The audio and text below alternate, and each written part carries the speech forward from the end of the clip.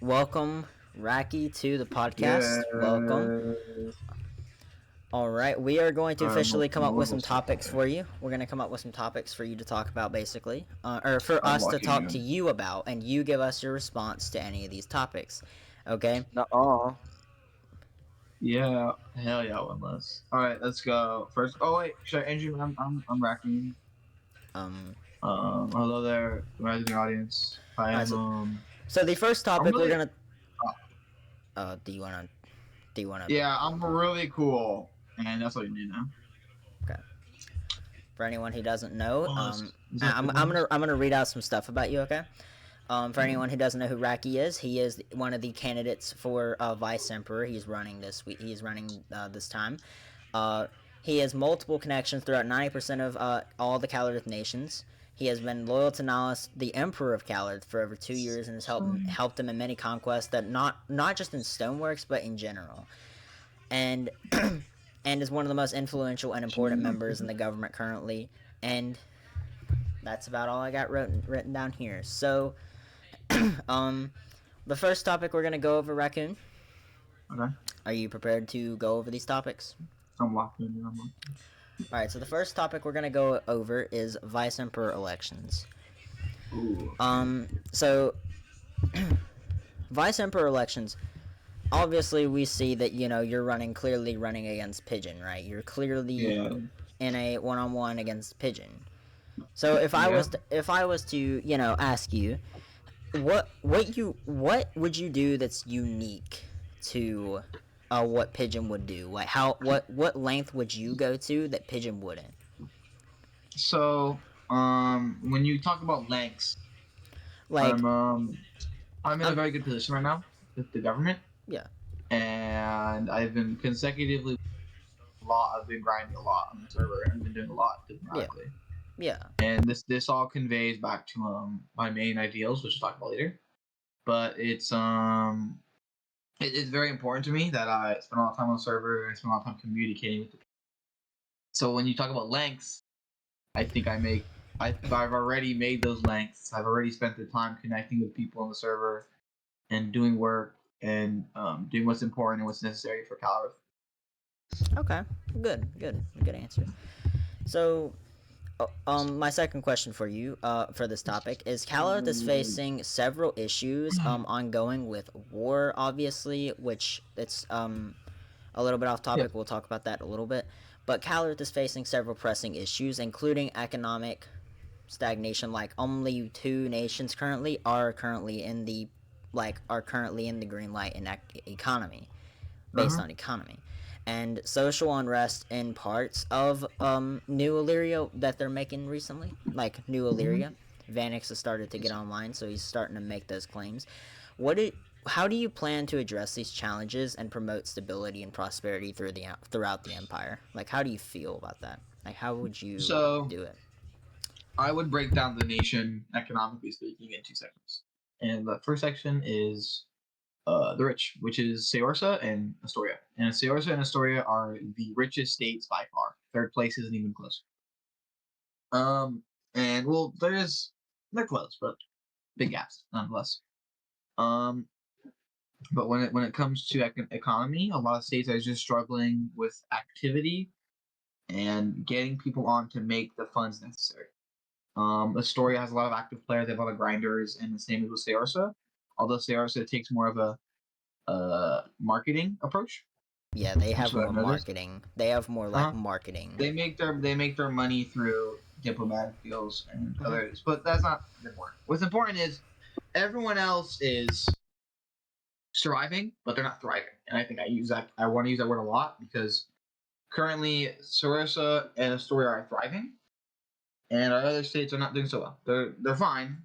Some are not so fine, but currently I'm taking an economic situation, and what I want to do is I want to improve economy by just overall educating the people on how they create money and focus on not only formatting new people to join, but to get those inactive people back up, get the people to work. because a nation is nothing without its people, and the people in some states are just inactive, and it's for a variety of reasons and reasons I'm willing to work out with the states, and that's why communication is important because we've lacked that communication to get the right money in the right spots, and obviously I will be talking with Seorsa and Astoria about their monetary gains and how we can help out other states using what the Yeah. funds they get already. And that is all convoluted in, of course. And within those issues, presses a much greater deal of communication and how the states are talking to each other because we're not getting that communication with a lot of states, and we're getting a common one man for every man for himself, which I've noticed in most states, and that's what brings Seorsa and Soria together because they have a large, fairly active community that keeps them thriving. And once we work out those issues in the other states like Makria and New Hilas and Calorans, we'll get this figured out and we will establish greater economic prosperity. Okay, perfect. Okay. Oh, So, hold on, someone's on my door. oh, okay. To what we were doing, I'm gonna answer. I'm gonna ask you the question again because I didn't get to ask you it. What are your general thoughts of the prospect of wartime and its potential impact in our nation? Like, how do you feel like it's impacted Calorith in a positive way or a negative way? Um, can you elaborate on what you mean by positive and or negative? Do you feel like it's made Calorith better or worse? Do you feel like it's made it? Do you feel The prospect of war? yeah, like the prospect of war, like going to war with Azrael? Do you feel like it's hyping us up, or do you feel like it's kind of lowering us down to a standard, or do you even feel like it's even impacting us at all? Do you like how do you feel on that? Currently, I Yeah, don't think we are in a position for war. I know we have nations like Astoria, but internals are very complicated right now. We're in a very weak, not weakened, but a weak state. yeah, like I And understand what you mean. war, we are. I'd say we have a fairly perspective and accurate military. Um, but with the prospect of war, I think Azrael is a lot weaker than us. I do. I feel like Azrael from a certain extent is Yes, very because I feel like underrated. Like they're not yes, taken technically as a threat, and I feel like they should be. But overall, I feel like Nihilus is kind of underestimating just a little bit about Azrael because obviously Azrael is a threat. They're an entity. They're uh-huh. always going to be an issue. But I they're known Azrael as is a, very you know, cheap. They're very. They try to punch over their weight, and it has yeah, worked so far. Yeah. And we must punch that because they're weak, they and they don't try know they're weak. to, they They think try they're all to, smart enough. yeah, they try to go over their limit. Some people would say, like they try to go over their limit, and Uh-huh. that's, yeah, So what I want to do is right now I'm going to if I get voted in, I will focus on Eternals, and when it comes to war, we will wait for them to come to us, and if they do not, we will come to them eventually, and we okay, will come to them when we are economically sound. okay.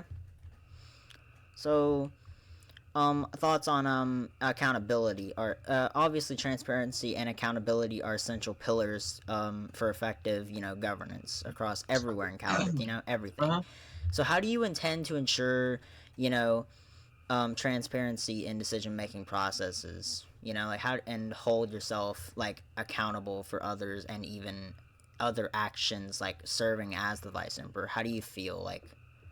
Well, with the job of Vice Emperor, it's my job on Eternals. Internals. Yeah. So any problems in internals is my business. Okay. And obviously I have varying degrees of focus on a single problem.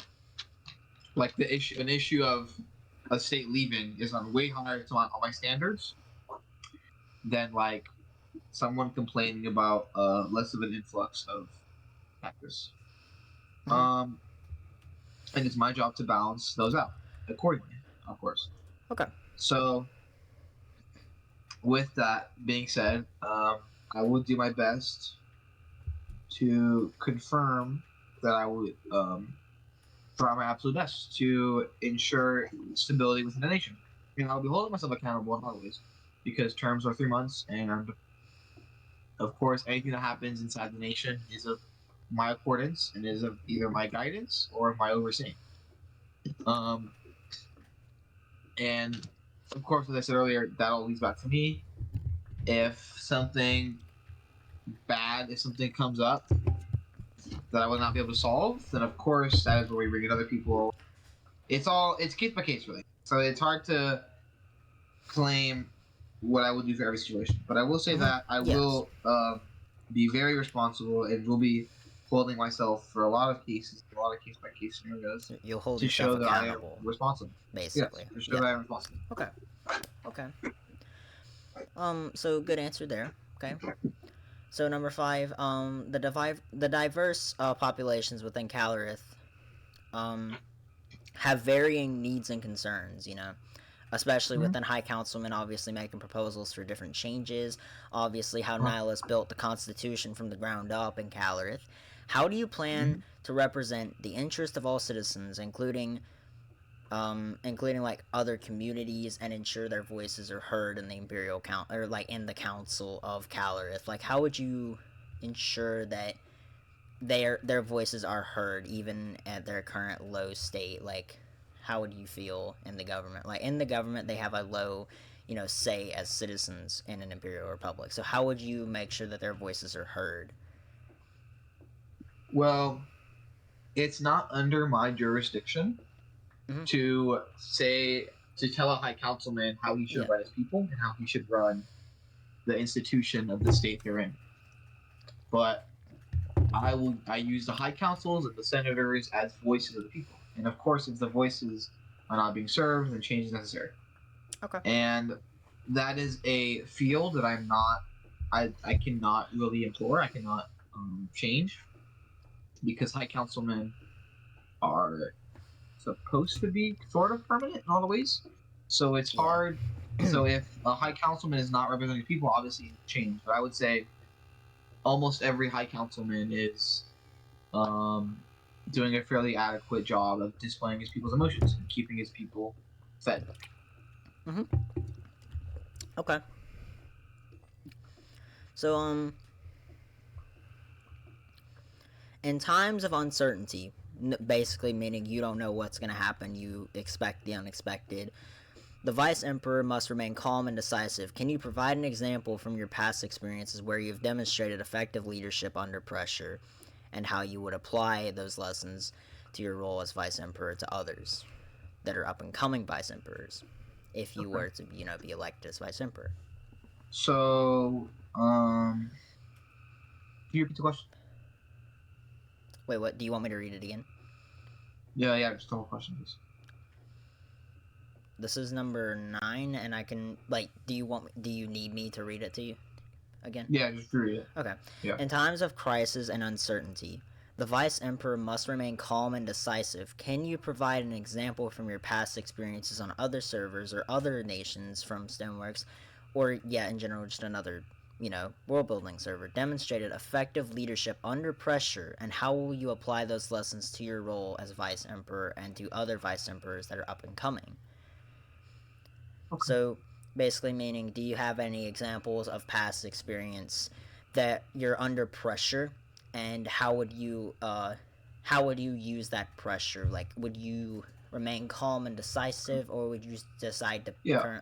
panic? In the state of Versailles, we had a situation coming up that came up that was centered around the prospect of war, Mhm. and I was able to delay the war for a span of 2 weeks due to diplomatic assortment and diplomatic intervention, Mhm. and prepare the nation Mhm. for the war of that was upcoming.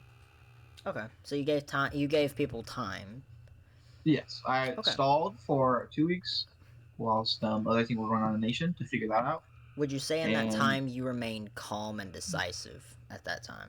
Would you say you remained calm during that entire process? um, yeah, I was very calm Okay. and I was aware of that any mistakes could result in a closer war, So but you're I was being also aware of what the enemy did, and I was aware of what I yeah had and the cards that I was dealt with and what I could do and what I couldn't do.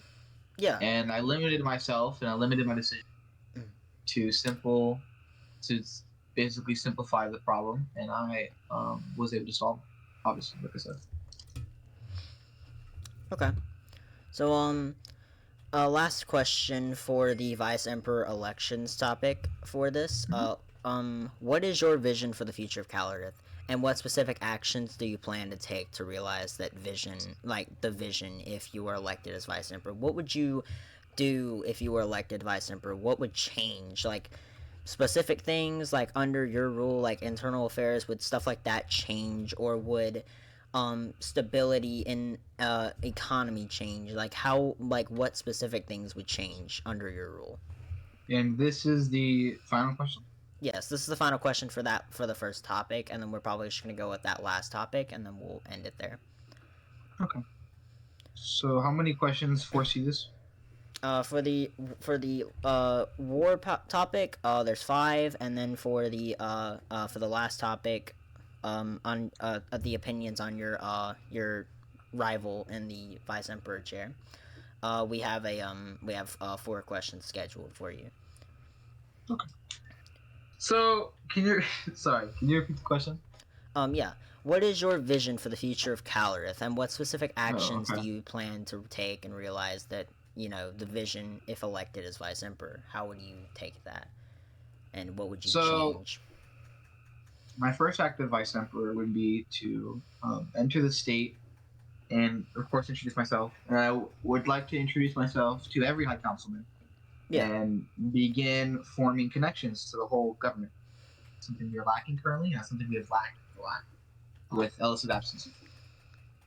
And that starts with setting up interviews for the entire every high council Mm-hmm. to get a genuine course and just understand what is going on in their state and Yeah. how can I help them and how can Yeah. Getting in I touch with change. all of the high Yes, counselors, that is very needed in this country. That's very yes, needed. and from getting in touch, I will act accordingly to people's needs, and I will start developing a plan to begin just formulating a bigger plan and formulating a better idea and getting a states. Okay. So that way we can begin a course to not only unity, but a course to thrive. Because if the states are thriving, they have no reason to leave, and they have every reason to stay at Calvert. And this all falls back under my idea of keeping Calvert whole and keeping Calvert together. Okay. So that should basically end the topics for the vice emperor elections topic, and then we're gonna go through two half topics, and then we will end it there for Okay. this podcast, and then or for these questions basically. That's we're gonna go ahead and go through these real quick, knock them out, and then we'll be done here. Okay. So obviously I've already asked you a little bit about your thoughts about wartime and stuff like that. How do you believe our nation should approach conflicts or wars like Asriel, and both defensively and offensively, like people like New Javar, all the way to Uh-huh. Asriel, like in different situations? Like let's just say New Javar and Asriel people that we are like good, like are perfectly matched, and against people that we are, you know, not so close. Like we're either like so much worse than them or so much better than them. Like how would you Um. approach those kinds of wars? Yeah. That's a good question. It starts with war in of itself is very expensive, and it Yeah, of starts with course. money. It's a how I see it's a game of money. It's not a game of PvP. It's a game of money because at the end of the day, that's the best PvPers you're gonna shit on if you are broke.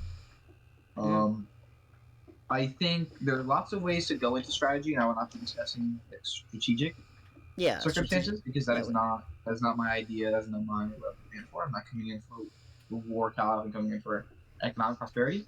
I But entirely I will understand that. say war has its monetary gains and it has its monetary negatives. So would you And say? financially, I consider the war in Azrael to be better for us and it's also better for land, better for influence, our Would you outside presence. would you consider that would you consider that similar with places like New Javar, places like that? Would you consider it similar? I consider Nujar bigger. I consider Nujar a bigger threat than we make them out to be, but I do not consider them prospects for a future war. I consider Azriel is knocking on the front door, and Nujavar is kind of a few blocks away. And I think we have Okay. time to prepare Yeah, we for obviously have. Azriel, and we obviously have time for Nujavar because Nujavar, I don't think, is planning a war, and even if they are, I do not see them fully prepared for war, so they don't have a reason to go into war. Okay. Okay. So in another follow like a quick question, like it's not really a follow-up question, it's just a sub question that I'm just deciding that I'm going to add. Basically, if new like basically people like Azriel obviously are not as big as New Javar, or bigger threats. You know, obviously Azriel is a word that we might can get some benefit off of it, get some more benefit off of the things.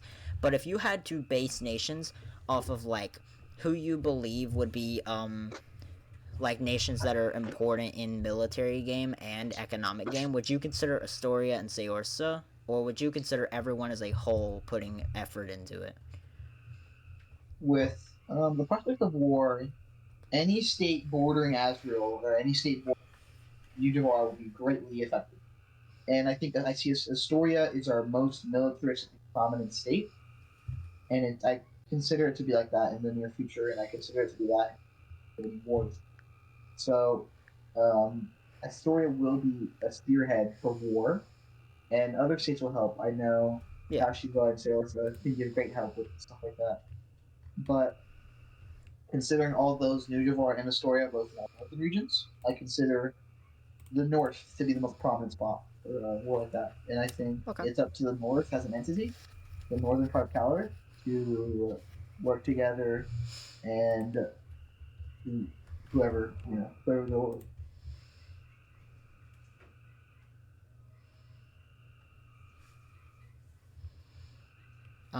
Okay. So I'm trying to make sure that I have every question in order because I didn't necessarily put these all in numbers. Um, Obviously your main role in when it comes to war is not necessarily the war itself, it's the money behind and backing up our efforts in the war, obviously. um would you say personally that you could compare like other people's nations, like obviously Asriel bringing in their money, can you compare if like compare like and you know have similarities to that money, if not double what they have, or do you think you'd have some trouble and have to do that with the help of everyone else as well?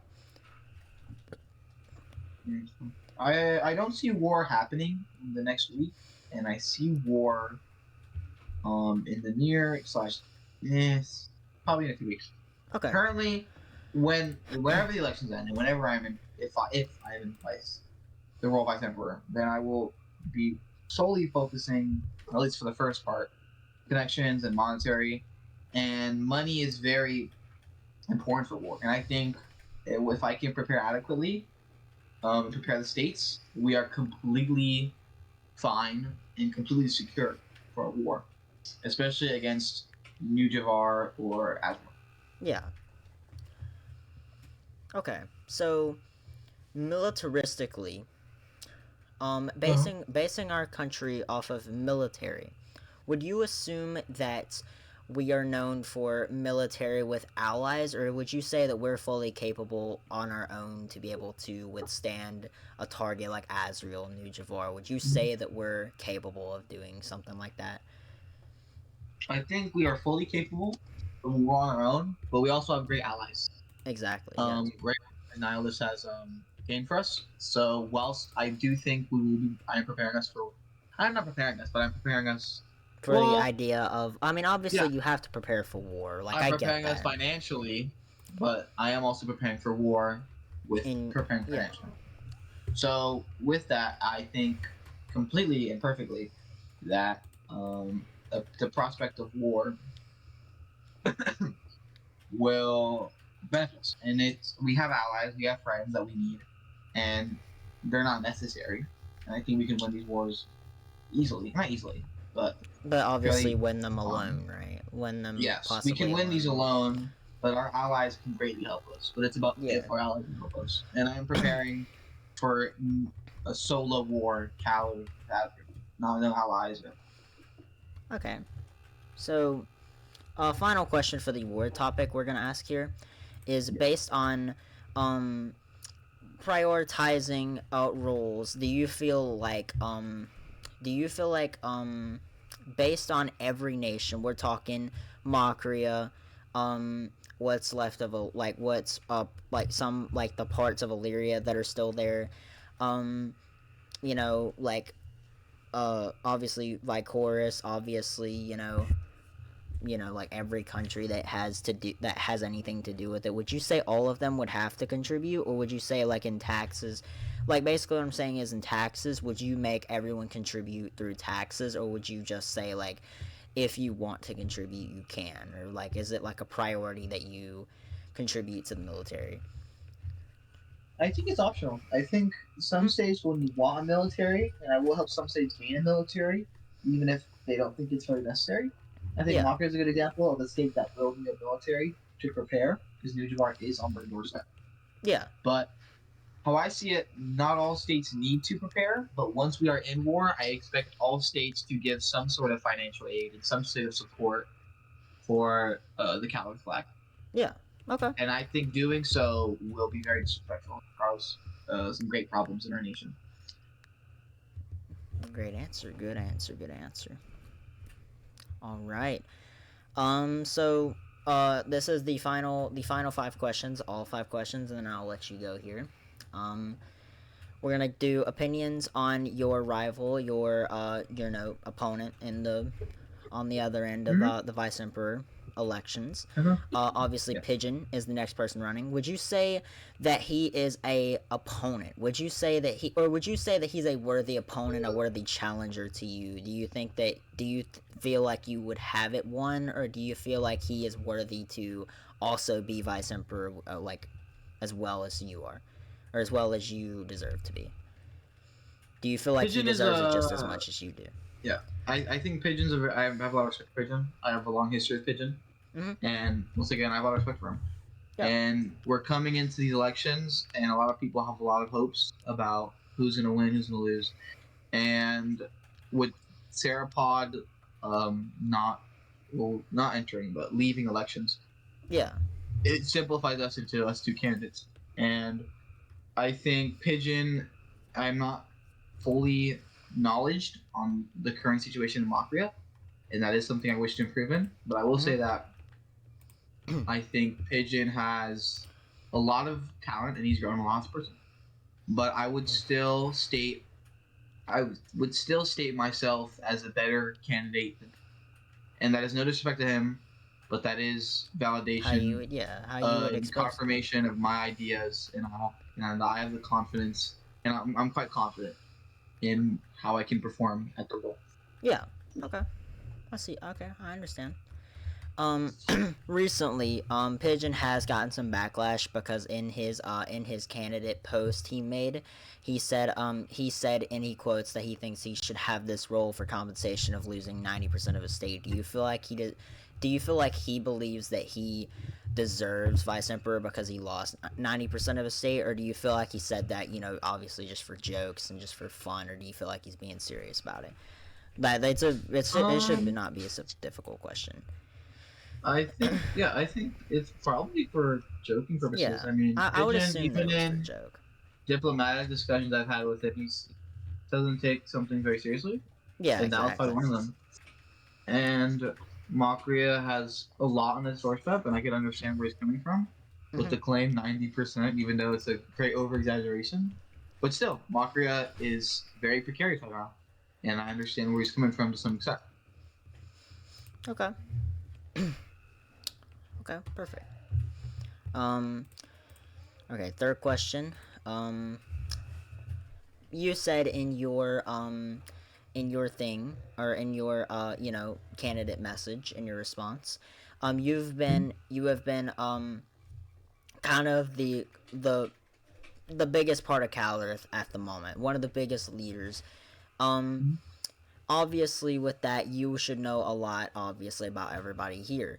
Do you truly know enough about Pigeon to know how he's gonna come out? Like, if he's gonna come out swinging, or if he's gonna, like, obviously, like, if he's going to, you know, anything he's gonna say, like messages, response. Do you feel like you understand him well enough to know that, or do you feel like you are going in kind of blank? You're going in kind of like you don't know what he's gonna come out with in the election. Do you feel like, how do you feel there? I think Pigeon will come. Obviously, I know he's very confident in himself, and I know he's very intelligent. Yeah. But I I'm not aware of how he will be opening elections. I'm not aware of what his ideas will be and what he knows. And that's a big gray spot and how I think he will fill in for the elections. Yeah. Okay. Well, we're gonna shorten it down to one final question, just in general. Mhm. Um, Specifically, obviously, Pigeon has pledged to do a lot of things as he is, Vice Emperor. He has pledged to change internals. Obviously, you have done the same. You both kind of plan to do, honestly, sometimes the same thing. If you were to change something, is there something that you would change for the better of the nation that one person wouldn't? Like, if you were to change something that Pigeon couldn't, or if Pigeon was to change something that you couldn't? Like, is there something that you would change that Pigeon wouldn't? I I want to unite not only the Calorith but all of Calorith. And I Mm-hmm. do not want to pay because the North is obviously our most important, biggest, and the majority of our nation. But Yeah. the South is still incredibly important to us, and I think Pigeon will could struggle to fill in for both sides because it is a lot of work going in for Yeah, both it's a sides lot of of the nation. effort. Yeah. Yeah, and I think and that's something I get over. And another thing I think I would benefit from is um, Pigeon does not have connections like I do, at least in college. Mm-hmm. And it's apparent because Mocria's, as of now, Mocria has been kind of stuck in its own little bubble, I've noticed, which is a problem that I want Yeah. to deal with.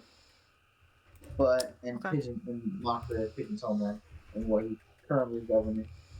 And I want to unite all of the nation, and I also want my diplomatic ties with other people in the states to help out with our situation because we are in currently we could be in a much worse position. We are in a very good position, but we could be a lot of ways, and that goes down to money and connections and infrastructure, and it's a lot of stuff like that. And a lot of stuff like that makes me think and consider the Pigeon's because currently I'd say Pigeon is the most important man in Makria, and I would not say that he has an adequate uh, new High Councilman to take his position.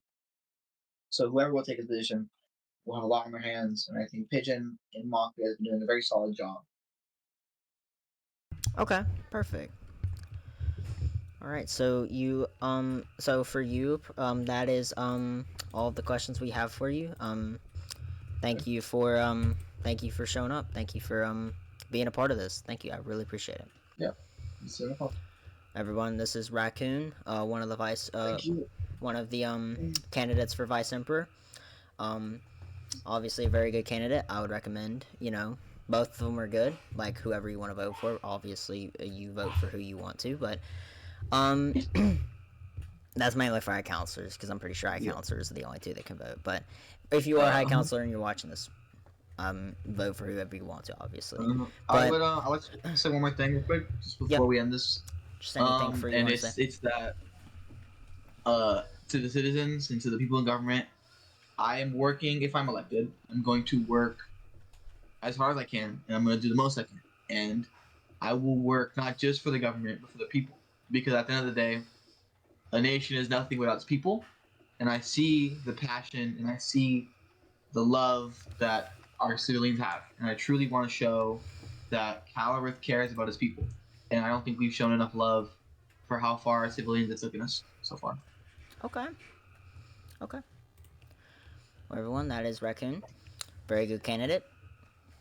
Um, I thank you guys for watching the podcast. Thank you, Raccoon, for showing up. And Mhm. uh, yeah, and I'll see you guys on the next one. Probably we'll probably Yeah. review Pigeon next. We'll probably go with Pigeon next. So Yeah. yeah. All right, guys. Okay. See you guys.